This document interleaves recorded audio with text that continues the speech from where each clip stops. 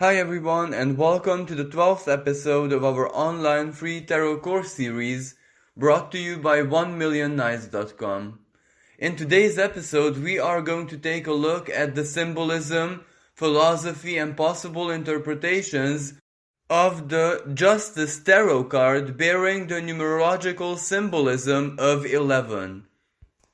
Now, first of all, the graphic representation of this card is very self-explanatory, for in most cases, even in oracle decks and even authors who do not use the conventional symbolism, one way or another it still represents a scale or a figure having to weigh certain things, or any other kind of representation of either balance, having to make choices, justice, as in the earthly representation of justice, for example, court cases, a judge, or the goddess of justice, who of course wears the blindfold, has a sword in one hand and scales in the other. So in this sense, it can mean that either we are the judges of either a situation, either of internal elements, what it is that we want to do with ourselves, how we wish to react in a specific situation, or of course, very many times we have to reconfigure the inner truth, because the scales of justice are very, very delicate. So whenever we put certain elements, certain principles, certain thoughts or perceptives on one side of the scale, now that tips the balance. And maybe this is actually the irony of everything, because the scales of justice for us people are very, very individual in so very many different ways. And this is the biggest blessing. But of course, this is also one of our biggest flaws as well. So the dichotomy, the number 11, the duality of everything. Balance doesn't really mean 50-50. Balance means what functions and what represents us personally, our individuality. As long as it is not harmful to either us or other people, that balance doesn't have to be perfect. It simply has to function for us and reflect who it is that we are.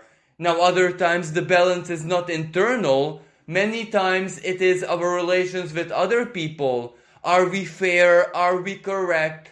Are we projecting upon others what we are comfortable with being projected upon us by others?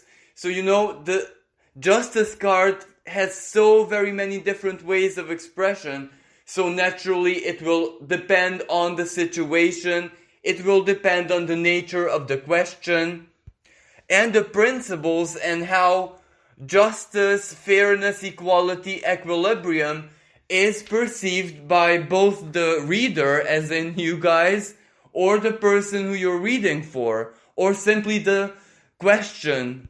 Because, there is earthly justice, but there is then divine justice. But, even divine justice doesn't have to be perfect. It doesn't have to be correct, judged by earthly standards or even mathematical standards. Because, as I said, even the very nature of the universe is somewhat subjective. It doesn't always have to be 50-50. The balance has to basically function with the purpose. This card is extremely relevant even from a spiritual perspective, because spiritually speaking, this card is the representation of the ancient Egyptian goddess Maat, who was responsible by judging the souls of the dead. So when someone passed over, before they could enter the afterlife, they had to place their heart on the scales of the goddess. And if the heart weighed less than a feather, or at least was equal, then that person would be allowed into the afterlife. But if the heart weighed more than the feather, then that person or the spirit of the deceased was in big trouble, because potentially they could be devoured by demonic beings. A symbol, of course, that if guilt, shame, regret, unfairness weighs the heart down like a stone, for example, well, you cannot enter the afterlife in a very pure state, because you still have to process everything that you have done in this lifetime, or very many times something that was done to you, because staying passive and just tolerating infinite injustice from others, it's also an act of self-sabotage. But outside the legends, outside the symbolism, it simply means that the heart, our emotion, our emotional worlds, our sense of morality, even in a non-linear logical sense, have to be somewhat balanced with our rational logic, the rational minds, the thoughts, the thought patterns. So simply said, balance between the heart and the mind. Again, I must repeat, this doesn't have to be 50-50. It really depends on us personally, our archetypes, our individuality, and of course our education and past and our conditioning. That is exactly why, earthly justice many times is so very different to divine justice, because here on earth we are conditioned regardless of who it is that we are, regardless of how blessed we are, regardless of how enlightened we are still conditioned. And even the most illuminated, enlightened souls in our history, like the Buddha or Christ, etc., they still had to accept the fact that they are always going to be conditioned in human form. That is why most of their spiritual work that they did on themselves, of course, was to detach themselves from everything earthly, because that was the only way they could reach divine standards. But most of us don't really have to worry about any of that, because it is not really part of our journey. We are here present in an imperfect world, so our earthly representation, our beings, have to be imperfect as well. And it is actually something positive, because that is how we evolve, that is how we overcome our limitations, and that is how we reach wisdom. And all that wisdom can be distilled into one single principle, that we are okay with ourselves, with our earthly and even divine existence, in any place. May it be down here on earth, may it be in the ether, may it be in the divine planes, when the heart and the mind are in balance with each other and are not conflicting. Now, this is also highly subjective, because some might argue, well, the spirit doesn't have a mind. I would beg to differ, because there is a rationality and a way of perception even in the spirit world, and that can be symbolically seen as the mental body of any spirit. If the universe, if the divine itself has an intelligence, well, then everything in existence has to have an intelligence of some sort, even the most lowest forms of beings, even in the abyssal planes. Like, for example, this is the way any being, and now we're talking about the most powerful and divine beings in the universe, like avatars, etc., especially the not so good-willed ones, what boundaries, rules, and, divine barriers they are allowed to pass, how much power and influence they can exert on anything, and where it is when they have to stop. Because, if they wouldn't stop, they would just destroy themselves one way or another. But in order to judge what is acceptable, for their own integrity and well-being, and what is not, that still needs a certain kind of logic. So what I'm trying to say here is that the symbolism of the Justice card extends to the whole cosmos, even to the whole multiverse, because there has to be balance, there has to be some kind of stability and rules and regulations, of course, in everything, even within chaos. Now the numerology of the Justice card 11 is very straightforward. So 11 is 2. Of course, it is the more, higher or more divine, more philosophical octave of the number 2, but it is still, two elements in harmony or against each other. Duality. A scale has two sides, so it is always dual, regardless if that duality is within us, within nature, within the structure of the cosmos, for example, proton, electron, or if it is two principles, two perceptions fighting against each other, for example, like who is right or wrong in a court of justice. But at the same time, it can be in harmony, for example, partners, male and female. When they are in a harmonious relationship and love binds them together, they perfectly function as one, but within that singularity, the needs and well-being of both of the sides have to be met at the same time. Of course, how they establish this symbiosis or this harmony, it is also very individual. Sometimes the perfect couple is where one is more dominant, one is more the leader, the other one is more supportive, more passive.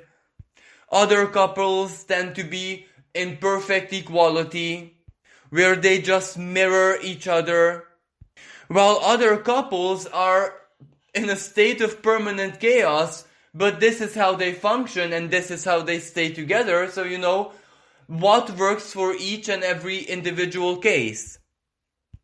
From an astrological perspective, the Justice card corresponds to the sign of Libra, the ruler of the 7th astrological house, governed by Venus. And even though it is governed by Venus, the goddess of love and beauty and passion and matters of the heart and, emotions, everything that we value, it is still a very inanimate sign. So it's not very personal. It is here when Venus is very, very abstract, philosophical, just a principle, just something in the mind.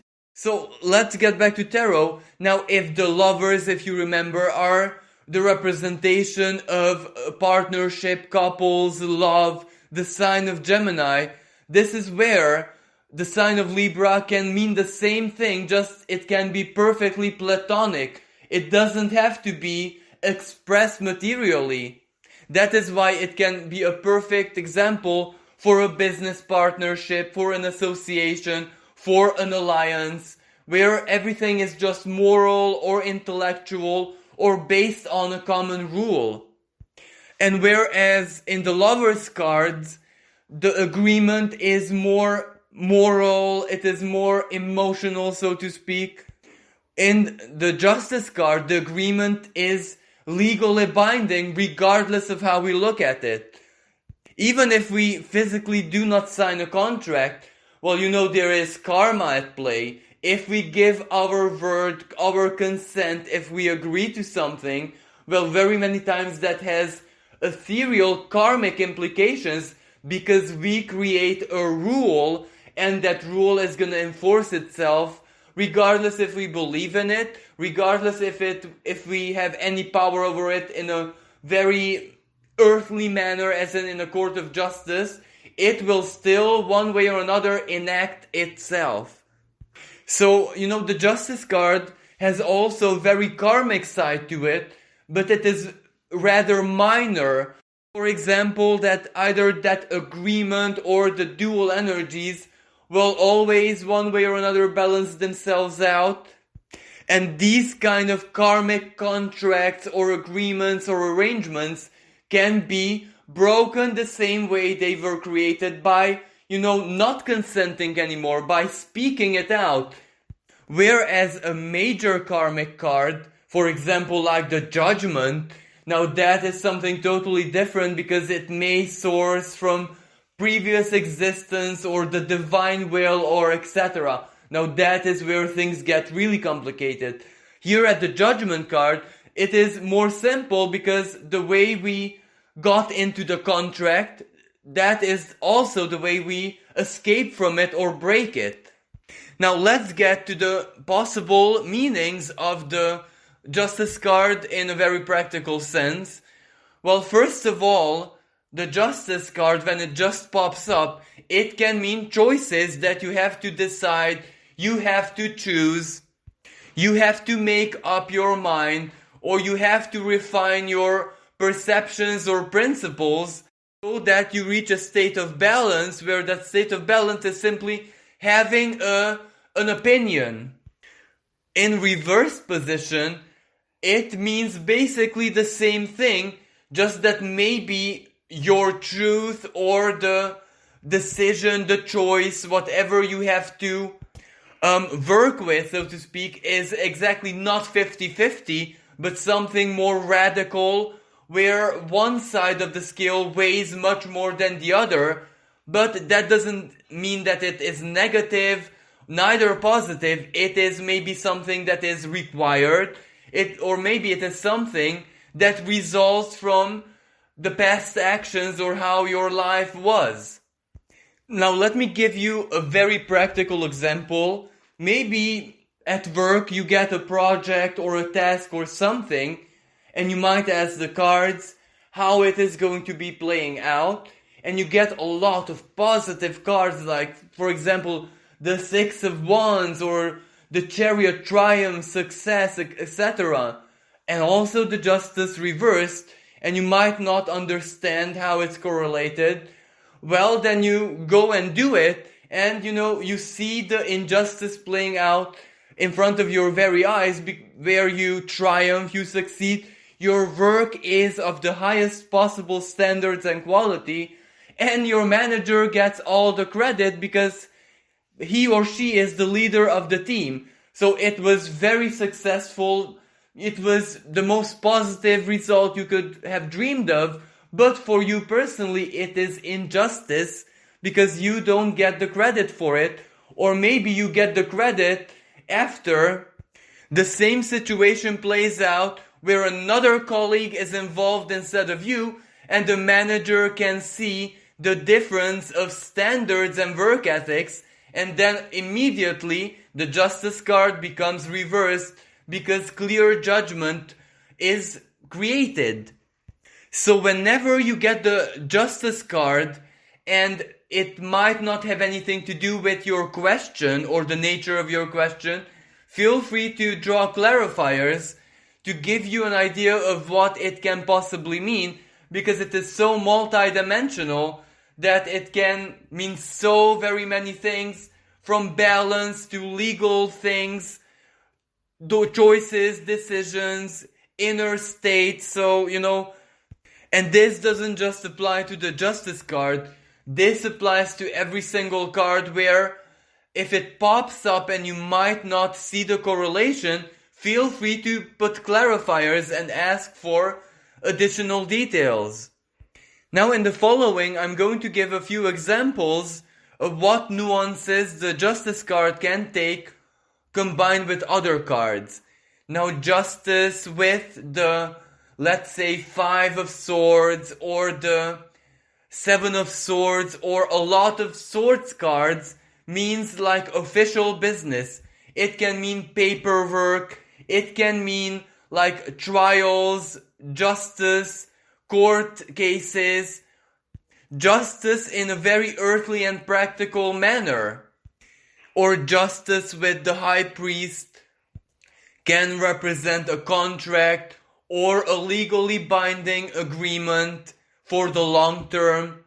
Justice and Eight of Wands, for example, can mean an unexpected offer, which is, beneficial, but it also is legally binding, so you must really think it through before you accept it or decline it. Justice and the Empress, for example, can represent a certain kind of balance or decision between pleasure and duty. Or how much are you willing to sacrifice for other people? Of course, this is where other people is loved ones, someone who you really, really care about. But, the Justice card and the Hermit can represent simply other people, as in anyone.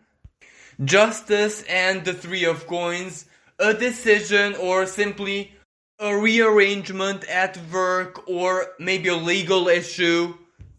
Justice and Eight of Coins can represent having to make decisions for the future, long-term future, or regarding your qualifications. Justice and any card which has time attached to it. For example, the Saturnian cards, the World card represents time, the Judgment card speaks about time as well.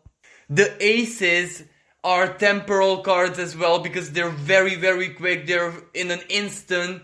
So it might represent having to manage your time or making decisions about a date, a specific time.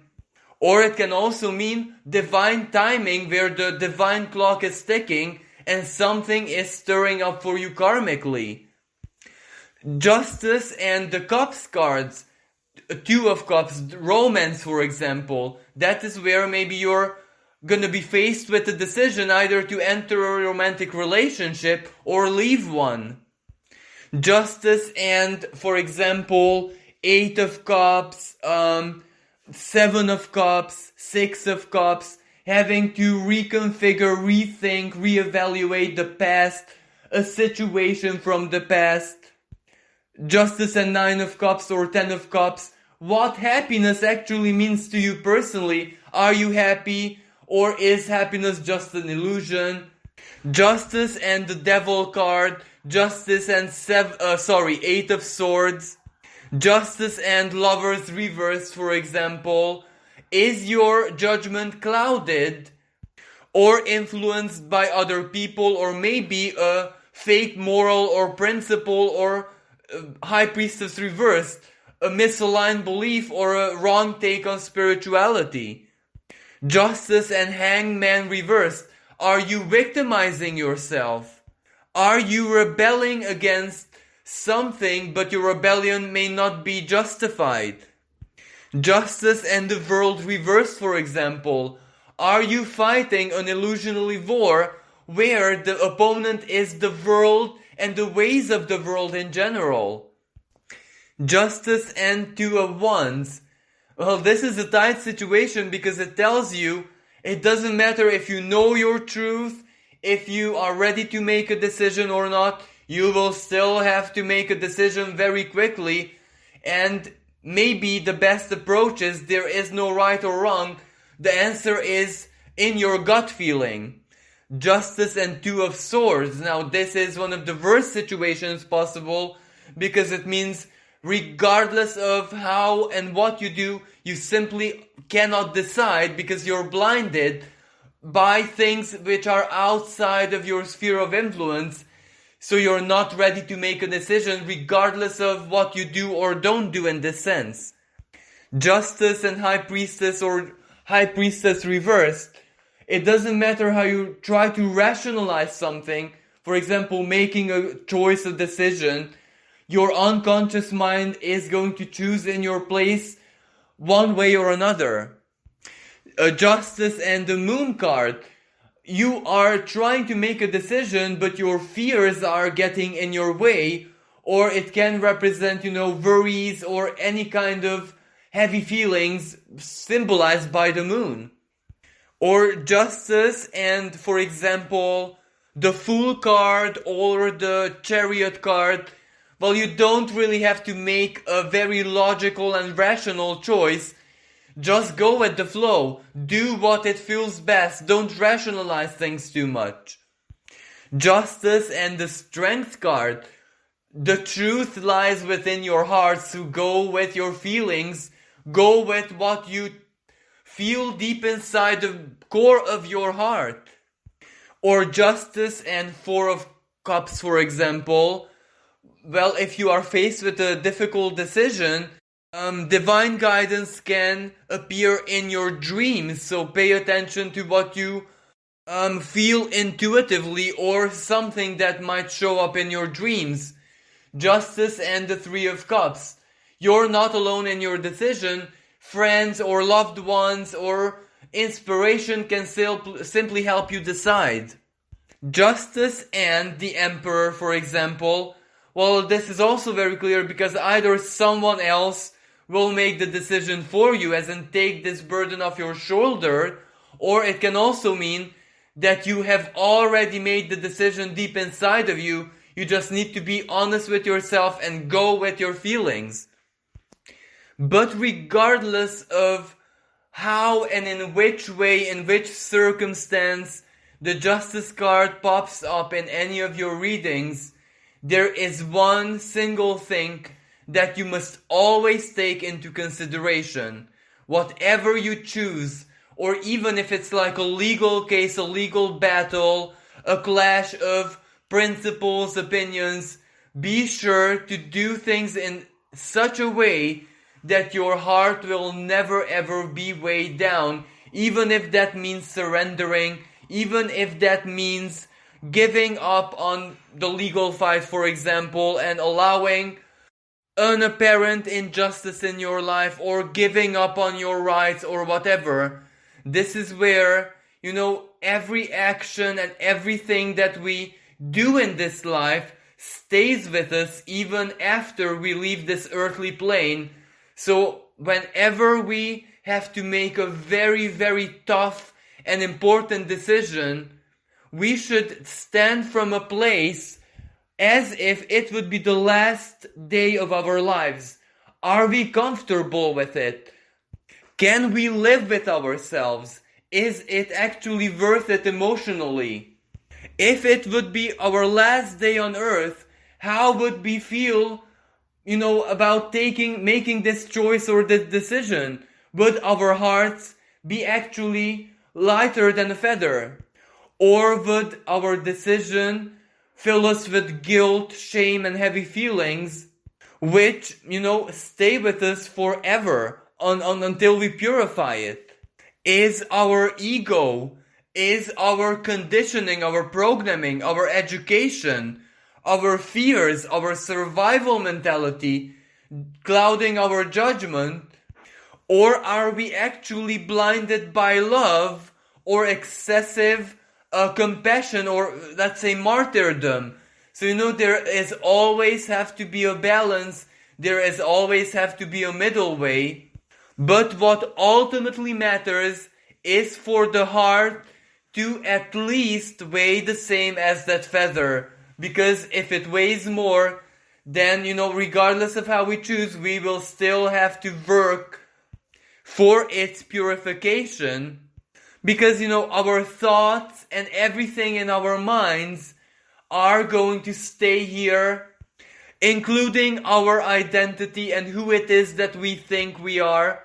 But who we are in our hearts and how our hearts are coming with us to any world, dimension, plane of existence we might go to. Well, this concludes today's episode. I do hope you enjoyed it. Thank you so much for listening. And until next time, bye for now.